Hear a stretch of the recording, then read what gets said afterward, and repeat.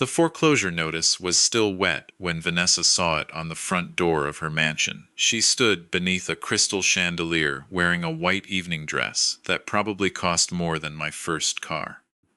Behind her, nearly 200 guests were drinking champagne and waiting for her to announce the largest donation in the history of her charity. Instead, she read the paper twice.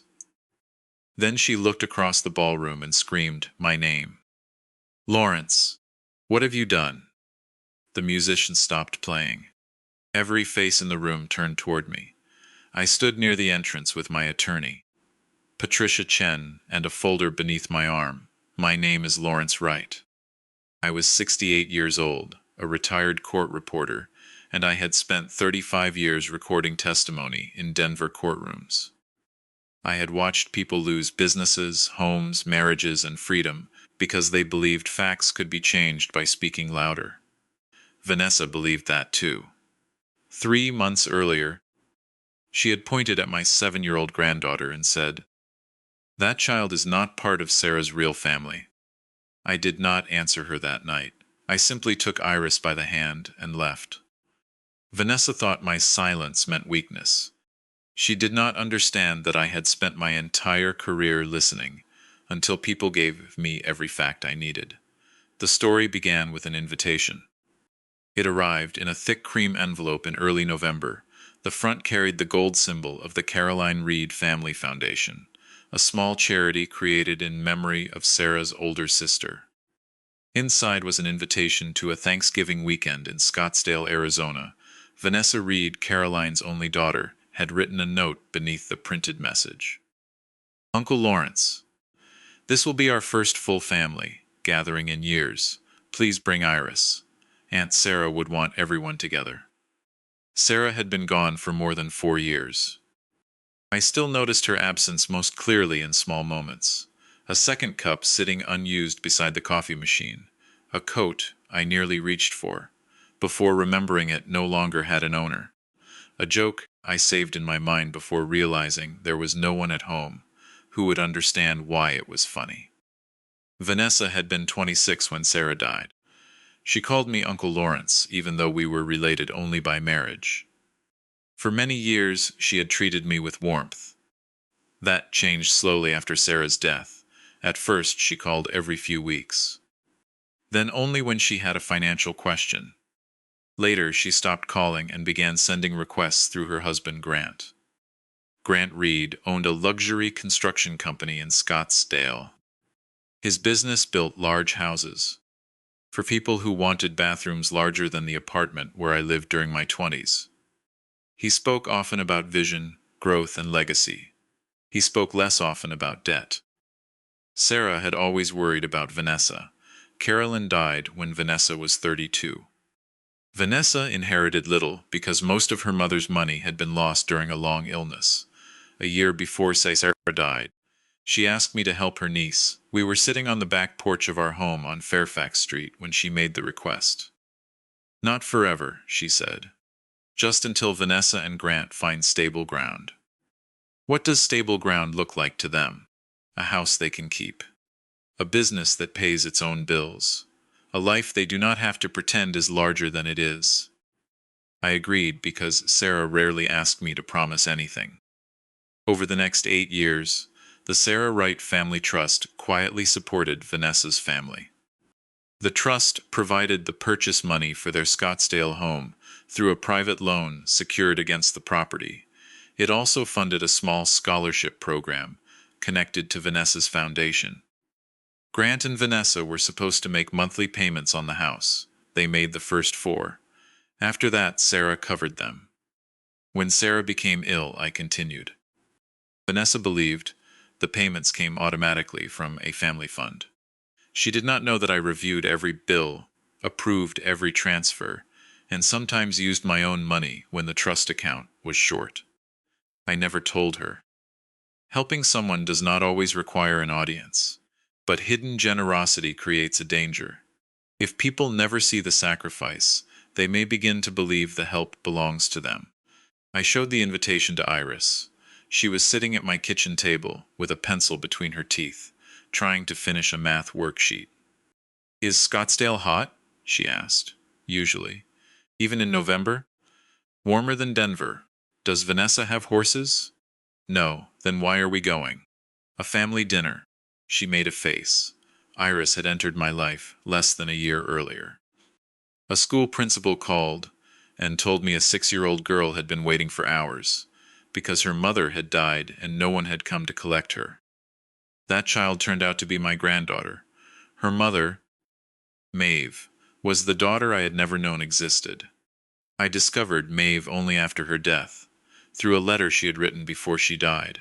By then, I had already missed her entire life. I refused to miss Iris's. A judge granted me legal guardianship, and I changed everything I could to give her a stable home. I kept my house in Denver, but rented a cottage close to her other grandparents. We divided our time carefully, so she could remain near the people and places she knew. Iris had already lost too much.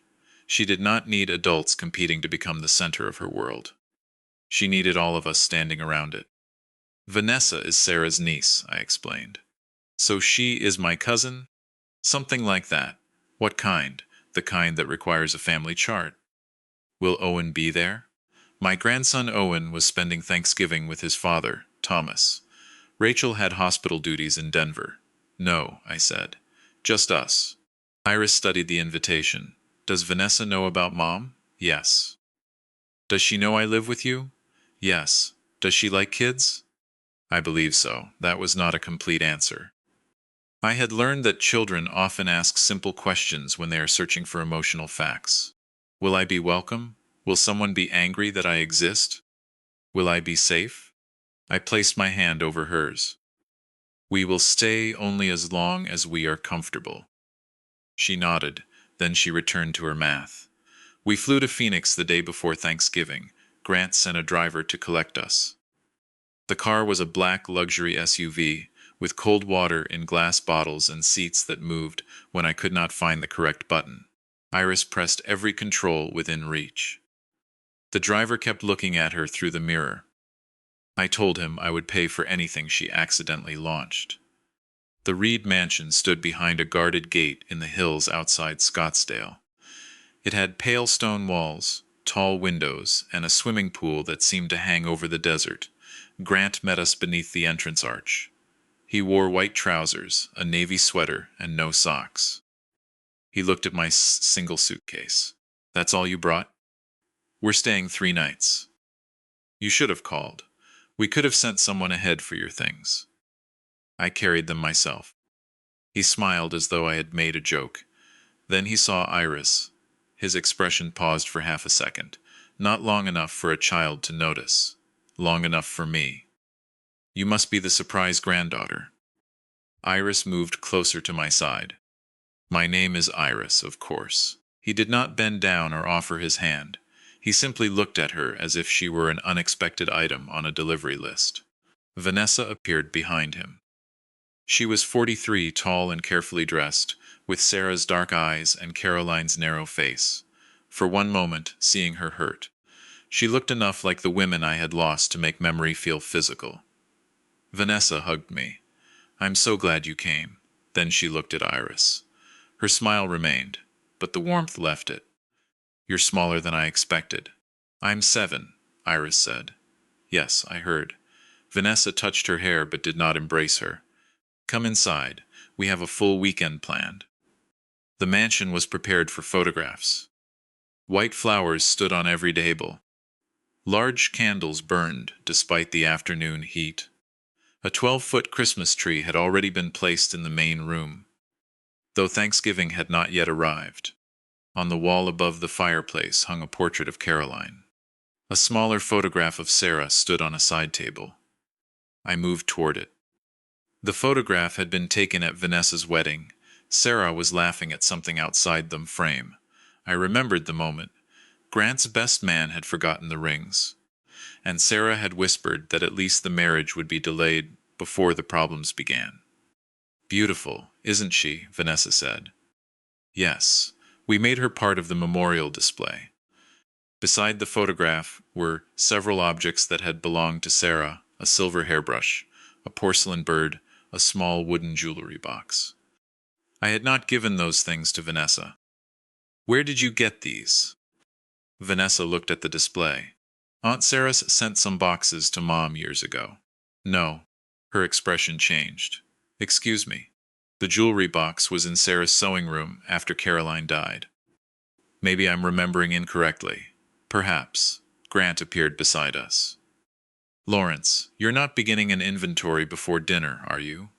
I asked a question. It's a family display. That should make the answer easier. He laughed and placed a hand on my shoulder. His grip was slightly too firm. Relax. You're on vacation. I looked at his hand until he removed it. That evening, more relatives arrived. Most were connected to Sarah's side of the family, through cousins' marriages and old friendships. They asked polite questions about Iris. Some seemed genuinely interested. Others looked at her with the careful curiosity people use around a family secret. Iris remained close to me. At dinner, Vanessa placed her between us. The table was long enough to seat 20 people. Grant sat at one end. Vanessa sat at the other. Halfway through the meal, Grant raised his glass. To family, he said. To those who built what we enjoy, and to those who will carry it forward. Everyone drank. Iris lifted her water glass. Then Grant began talking about the Caroline Reed Foundation. He said the foundation would soon open a new family center for children who had lost a parent. Vanessa smiled proudly. We want young people to understand that they still belong somewhere, she said. I looked at Iris. She was cutting a potato into very small pieces. The words did not match the room. People reveal themselves most clearly when the values they advertise are compared with the choices they make in private, Grant continued. The project will require a significant expansion, but we already have commitments from several donors. He looked directly at me. Lawrence has also been a generous supporter through Sarah's trust.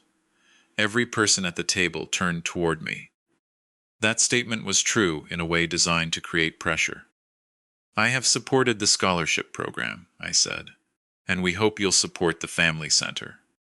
I haven't reviewed a proposal. Vanessa laughed lightly. He reviews everything. 35 years in court made him suspicious of paper. Paper has never objected to being read, I said. Grant's smile tightened. We'll discuss it tomorrow. We can discuss it when I have the documents. The conversation moved on. After dessert, Vanessa asked everyone to gather near the fireplace. She opened Sarah's wooden jewelry box. Inside was a sapphire pendant. I recognized it immediately. Sarah's father had given it to her on her 21st birthday. She wore it at our wedding and later at Rachel's graduation. After Sarah died, the pendant disappeared. I believed it had been lost during the months when relatives came in and out of the house. Vanessa lifted it for everyone to see. Aunt Sarah wanted this to remain with the women in her family. I stood. Where did you find it? In Mom's things. That pendant was never Caroline's. You don't know every private gift between sisters. I know Sarah's father gave it to her. I know she kept it in the top drawer of her dresser. And I know it was missing after her funeral. The room became silent. Vanessa looked at me with a wounded expression carefully designed for the audience. Are you accusing my mother of stealing? Caroline died before the pendant disappeared. That removed the dead woman from the accusation. Vanessa understood. Her face hardened. Grant stepped beside her. This is not the time. It became the time when she opened the box. Vanessa closed her fingers around the pendant. Aunt Sarah had no daughters who cared about family traditions. My daughter Rachel cared for her mother during the final months of her life. Rachel barely attends family events. She works in a hospital. And now this child appears and suddenly you want to rewrite everything. Iris stopped cutting the potato. I turned toward Vanessa. What child? She pointed toward Iris without looking at her. The room changed. Until that moment, the disagreement had been about property. Now it was about a 7-year-old girl sitting among strangers. Vanessa continued. I'm sorry, but everyone is thinking it. Maeve appeared after Aunt Sarah died. Then Maeve died, and suddenly Lawrence has a granddaughter no one knew about. Maeve was my biological daughter. That doesn't make Iris part of Sarah's family. Iris looked at me. I could see the meaning reaching her. Not real, not wanted, not ours. Vanessa held up the pendant. This belongs to the women who were actually part of Aunt Sarah's life. I stood slowly. Put it down. This is my home. That is Sarah's property. She would have wanted me to have it. No, you cannot know that. I can. From my wallet, I removed a folded copy of a handwritten page. Sarah had written an inventory of personal items during the final month of her life. Patricia kept the original with the estate records. Most of the list contained practical instructions. Rachel gets the pearl earrings. Thomas gets my father's watch. Owen gets the carved wooden train. Beside the sapphire pendant, Sarah had written, "Keep this for the youngest girl in the family who still understands that belonging is created by love, not ownership." At the time, there had been no younger girl. Sarah likely imagined a future great-granddaughter. She could not have known about Iris. But the sentence was clear. I read it aloud. Vanessa's face became pale. I walked around the table and held out my hand. For several seconds, she did not move. Then Grant said quietly, "Give it to him." Vanessa placed the pendant in my palm. I returned to Iris. She stared at it. "This belonged to Sarah," I said. "The wife in your picture?" "Yes. Did she know me?" "No." "Then why would she give it to me?" "She did not give it to a name. She gave it to a kind of person." "What kind?" "Someone who understands family is more than blood." The irony was not lost on the adults. I closed the pendant in my hand. "You don't have to wear it yet." Iris nodded. I placed it in my pocket. Vanessa remained standing near the fireplace. Her embarrassment changed into anger. "You always do this." "Do what?" "Turn every family moment into a courtroom."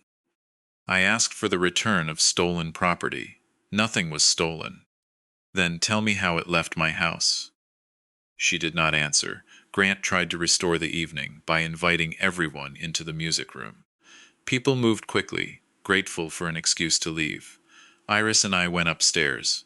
In the guest room, she sat on the bed, holding Walter, her gray stuffed elephant. "Vanessa doesn't like me. She does not know you. She said I'm not Sarah's family." She was wrong. But Sarah was not my grandma. No. Then what was she? I sat beside her. She was the woman I loved for most of my life. She helped raise Thomas and Rachel. She loved Owen, and if she had met you, she would have made pancakes. Asked too many questions, and tried to brush your hair even after you told her to stop. Would she like me? Yes. How do you know? Because I knew her. Iris thought for a moment. Can people be family if they never meet? Yes. That doesn't make sense.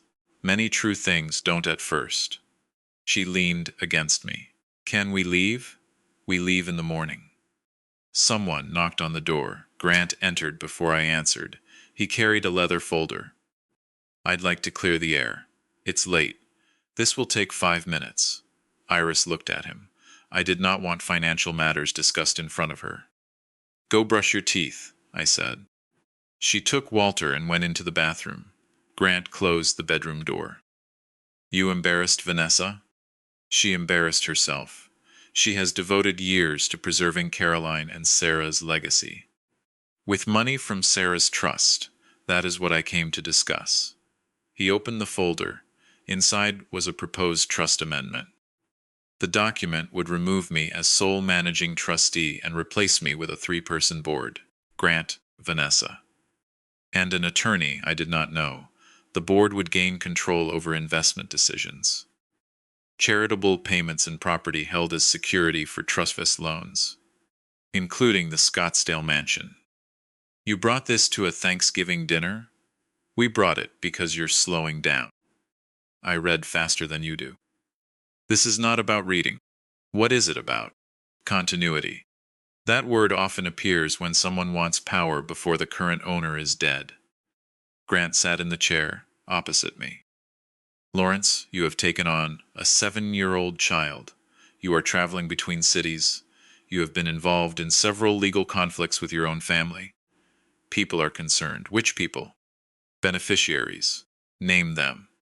He looked irritated. This hostile attitude is exactly the problem. I studied the final page. A signature appeared above my printed name.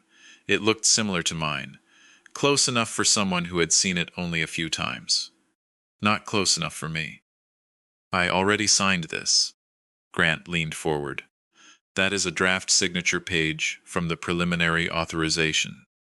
I gave no preliminary authorization.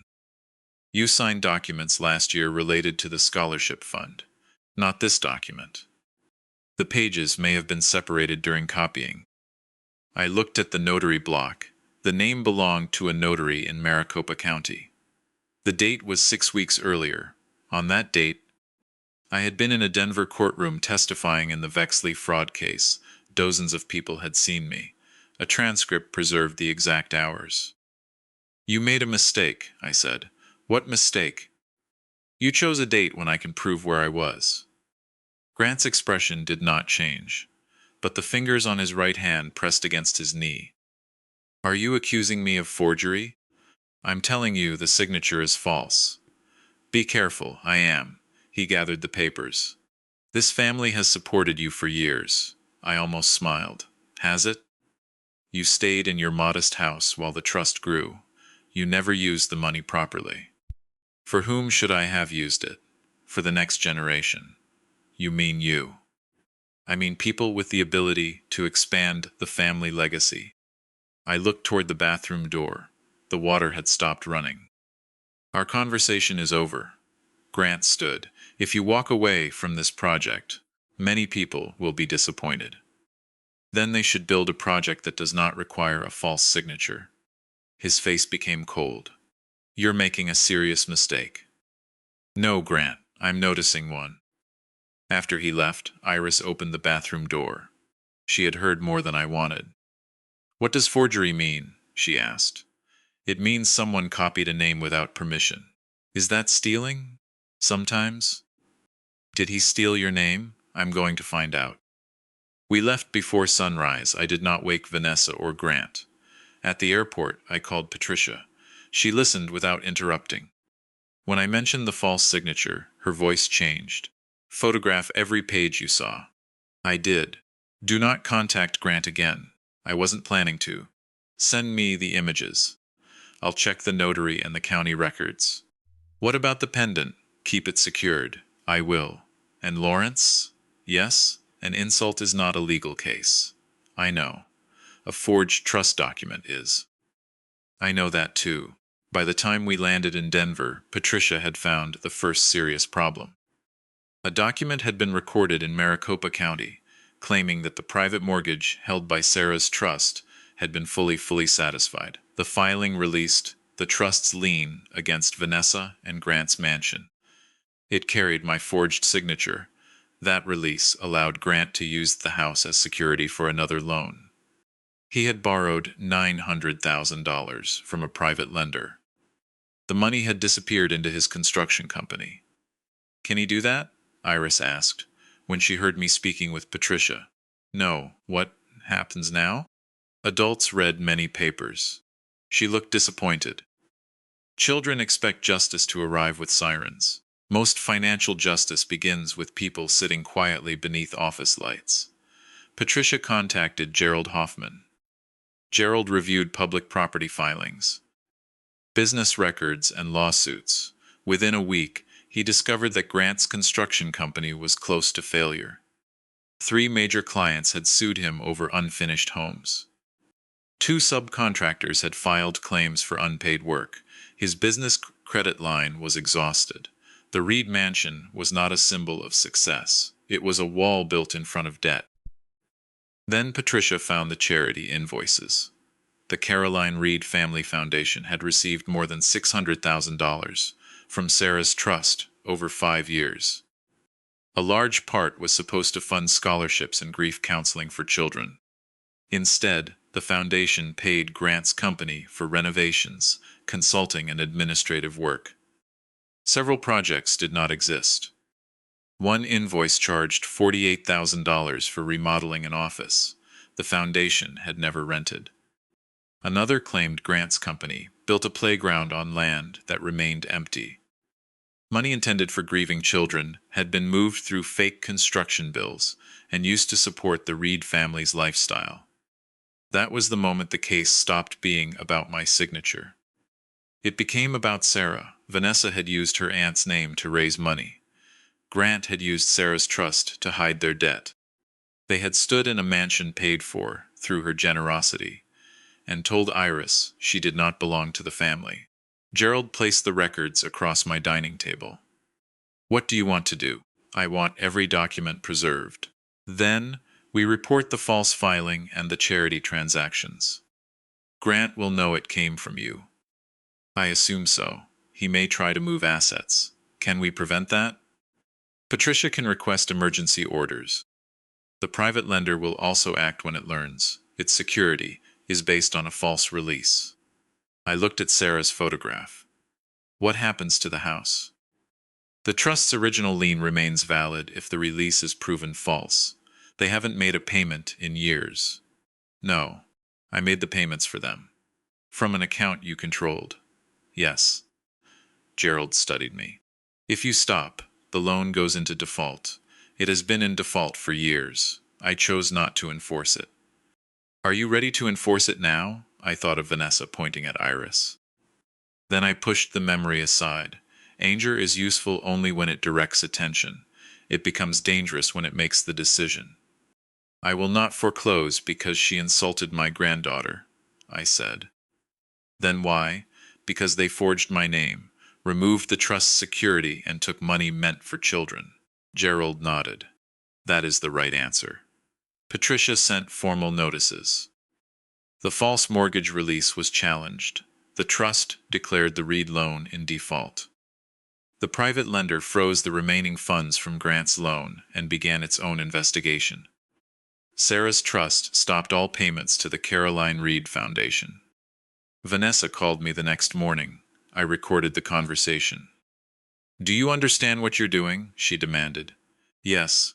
"You stopped the foundation payment." "Yes. We have employees." "Send Patricia the payroll records and the names of the employees." "That is private." "Then the trust will not fund them." "You are punishing children because you're angry with me." "The scholarship accounts have enough money to complete the current school year. They are now under independent management." She became silent. She had not expected me to protect the programs before cutting off the Etzels. "You went behind my back." "I followed the money." "You're destroying everything Aunt Sarah built." "Sarah did not build your mansion. She wanted me safe. She wanted you stable." "What is the difference?" "Safety is help during hardship. Stability is learning to stand after the help ends." "You promised her you would take care of me." "I did. You're taking my home." "I helped pay for your home for 8 years. That money came from the trust. I managed the trust." "It was Sarah's money." "Yes, and you used her name to steal from a charity." "That was Grant. Your signature is on the invoices." I signed what he put in front of me. I heard the sentence clearly. It was not a denial. It was preparation for blame. "Then find a lawyer," I said. She began crying. I had known Vanessa since she was a child. I remembered her at 10 years old, sitting on Sarah's kitchen floor and refusing to leave until someone taught her how to bake bread. I remembered paying her college deposit when Caroline could not. I remembered Sarah choosing a dress for Vanessa's wedding. The tears hurt. They did not change the records. "Uncle Lawrence," she whispered, using the name she had not used in months. "Please don't do this." "I did not sign the release. I know. I did not create the invoices. I know. I did not borrow against the house. I know. Then tell me what part of this I am doing." She ended the call. Over the next 2 months, the collapse became public. The state opened an inquiry into the foundation. Grant's contractors stopped work on his remaining projects. The private lender sued him for fraud. The county restored the trust's original lien on the mansion, while a forged release was investigated. Patricia scheduled the foreclosure under the terms of the original loan. Arizona law required notices, waiting periods, and several formal steps. Grant used every one of those days to pretend he would find another solution. He invited investors to a fundraising gala at the mansion. The event was called *A Future for Every Child. The invitation claimed the foundation would announce a $2 million expansion. The foundation had less than $30,000 in its operating account. The new money was supposed to come from investors who believed Grant had clear ownership of the mansion and could use it to support a new loan. He planned to borrow against the same house again. Patricia advised me not to attend. Gerald believed Grant might use the event to control the public story. I agreed with both of them. Then Ethan Reed called me. Ethan was Vanessa and Grant's 18-year-old son. He had stayed mostly silent during Thanksgiving. Granduncle Lawrence? Yes. Dad says you stole our house. The trust lent your parents the money to buy it. He says you're doing this because Mom was rude to Iris. That is not why. I found files. What files? Dad told me to move boxes from his office before the gala. Some have charity names on them. Others say demolition estimates. But the addresses are houses he never worked on. Do not remove anything. I already moved them into the garage. Leave them there. He told me to burn old records after the party. My hand tightened around the phone. Do not confront him. Do not destroy anything. Take photographs only if you can do so without entering a locked room or private account.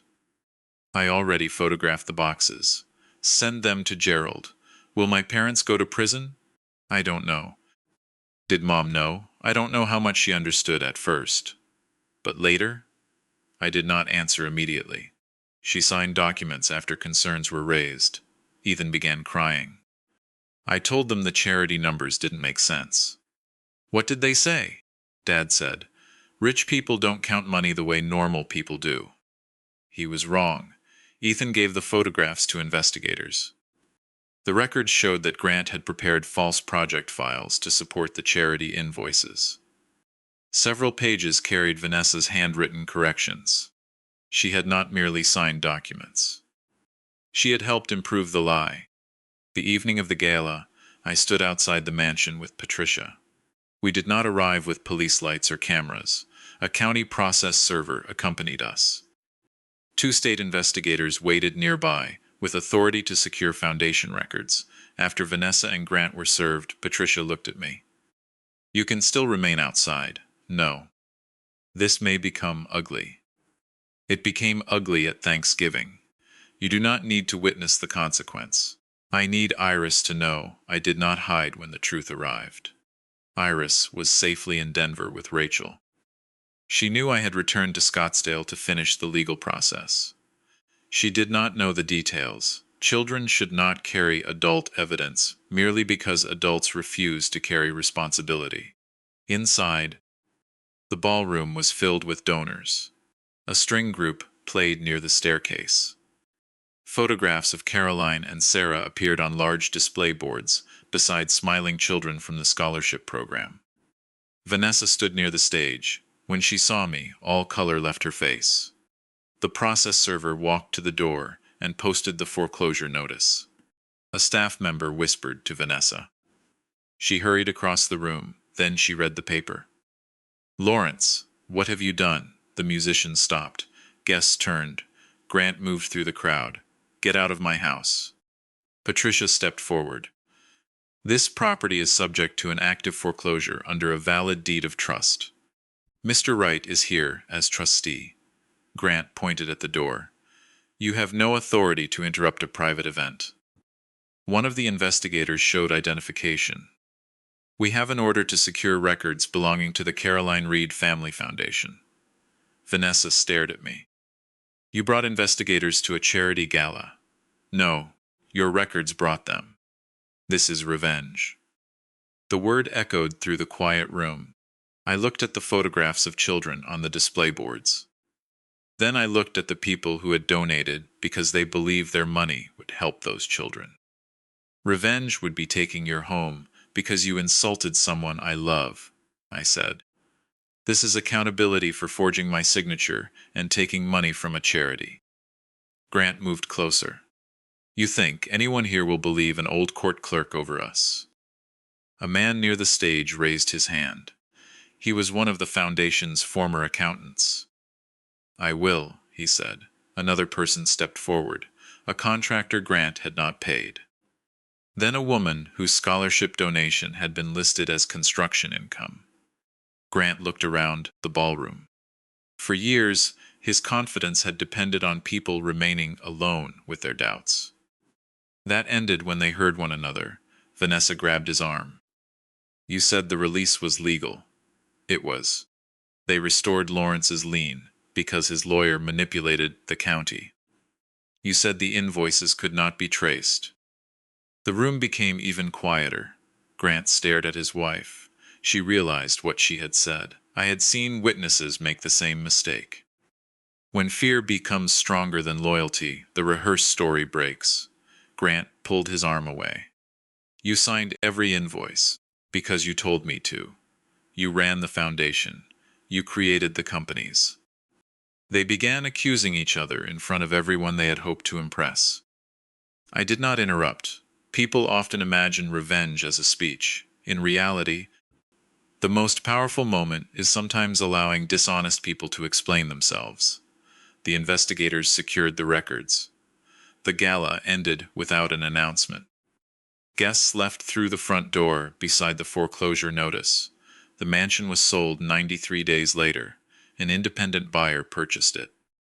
The sale proceeds first paid taxes, legal costs, and the trust's secured debt. The private lender recovered only part of its money. Grant's company entered bankruptcy. He later pleaded guilty to charges connected to false filings and charitable fraud.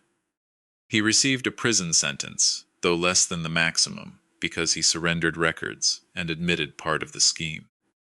Vanessa cooperated, after realizing Grant intended to place the entire responsibility on her.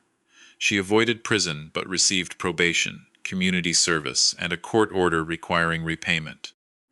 The Caroline Reed Family Foundation was dissolved. Its legitimate scholarship program moved to an independent nonprofit. Ethan left Arizona for college and remained in contact with me. He was not responsible for his parents' choices. I refused to make guilt hereditary. Vanessa sent me a letter 6 months after the foreclosure. It was 12 pages long. She apologized to Sarah. She apologized to the donors. She apologized to me. Iris' name appeared only once, near the end. I said something cruel because I was afraid she would receive what I believed belonged to me. Asterisk, that was the first honest sentence in the letter. I did not return Vanessa's access to the trust. I did not restore the mansion. I did not ask the court to reduce her repayment. Forgiveness is not the cancellation of consequence. I wrote back with 3 sentences. I accept that you are sorry. I hope you become someone Sarah would recognize again. When you are ready, apologize to Iris without asking her to comfort you. Vanessa came to Denver the following spring. She wore simple clothes and drove a rented car. We met at a public garden near Fairfax Street. Iris sat beside me on a bench. She had grown taller. Sarah's sapphire pendant hung from a thin chain around her neck. Vanessa noticed it. For a moment old pain crossed her face, then she looked at Iris. I said you were not part of the family. Iris nodded. That was cruel and false, Vanessa continued. I said it because I was jealous and afraid. You did nothing wrong. Iris studied her. Do you still think the necklace is yours? Vanessa swallowed. No. Do you want it? No. Iris touched the pendant. Grandpa says wanting something doesn't make you bad. That sounds like him. He says what you do next is the important part. Vanessa looked at me. I said nothing. This was her apology, not mine. I don't expect you to forgive me today, Vanessa said. Iris thought for several seconds. I don't know you enough to forgive you. It was an honest answer. Vanessa nodded. May I try to let you know me? Maybe. They walked through the garden together for 20 minutes. It did not repair everything. It did not need to. A repaired relationship is not a return to the past. It is a new structure built on ground that has finally been tested. The money recovered from the Scottsdale property did not remain in the family trust. I used most of it to create the Sarah Wright Safe Harbor Fund. The fund helped grandparents and older relatives who unexpectedly became guardians of children after death, illness, or family crisis. It paid rental deposits, school costs, legal fees, and emergency travel. Iris helped choose the name. Why Safe Harbor? She asked. Because some people need a place to arrive when everything changes. Like me? Yes. Did Sarah know this would happen? No. Would she like it? I looked at her photograph on my desk. I think she would ask why it took me so long.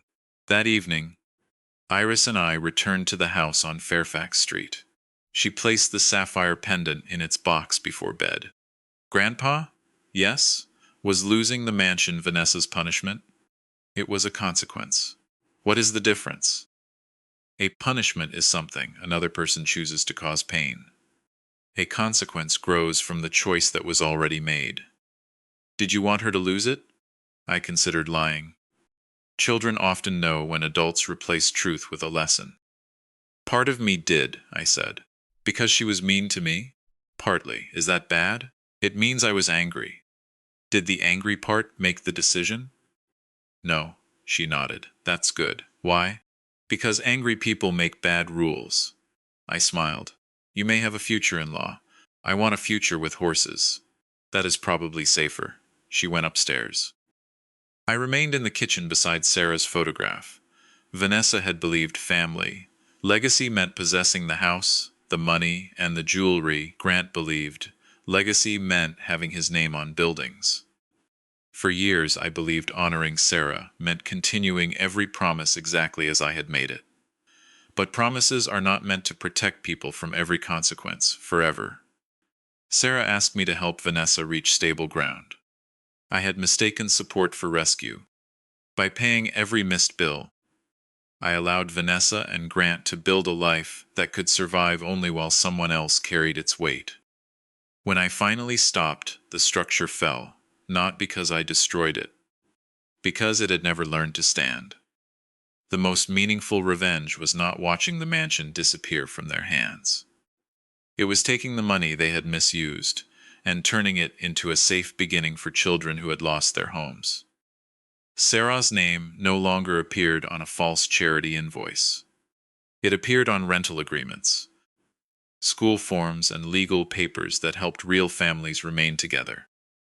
Vanessa once told Iris she did not belong to Sarah's family. She was wrong. Family is not decided by who arrives first. It is not decided by who carries a familiar last name, who receives an invitation, or who stands closest to the inheritance. Family is revealed by what people protect when protecting it costs them something. Grant protected his image. Vanessa protected her comfort. I protected the truth. And Iris, without trying, protected the meaning of Sarah's legacy from the people who believed they owned it. I spent 35 years recording what people said under oath, but some truths never need a courtroom. Sometimes they appear on a mansion door in wet black ink. Sometimes they hang from a child's neck on a thin silver chain. And sometimes they arrive through the quiet realization that taking back what was stolen is not the end of a family. It may be the first honest chance that family has ever had to begin again.